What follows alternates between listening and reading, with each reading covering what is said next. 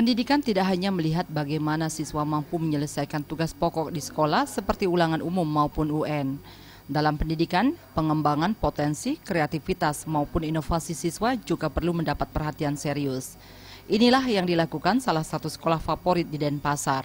Hasil penelitian dua siswinya yakni Nyoman Oktaria Asmarani dan Nyoman Sinta Prasistasari berhasil menjadi wakil Indonesia dalam kompetisi bertaraf internasional Intel ISEP 2015. Dalam ajang itu, dua darah cantik ini akan mempresentasikan sekaligus memamerkan hasil riset mereka yang meneliti reaksi desa adat terhadap aksi premanisme.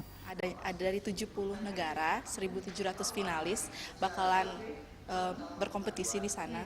Jadi kami mengangkat tentang bagaimana cara dari desa adat dan juga banjar adat khususnya di Denpasar, gimana caranya mereka untuk mengatasi aksi-aksi dari kelompok-kelompok preman yang sedang marak lah di Denpasar. Keberhasilan ini pun diapresiasi Wali Kota Denpasar Rai Darmawijaya Mantra. Wali Kota berharap prestasi yang diraih kedua siswi ini dapat memotivasi generasi muda lain. Selain Nyoman Oktaria Asmarani dan Nyoman Sinta Prasistasari, Indonesia akan menerjunkan 5 tim lain yang juga akan berkompetisi tidak hanya di bidang sosial, tetapi juga matematika dan teknik. Jenny dan Ratna, Bali TV.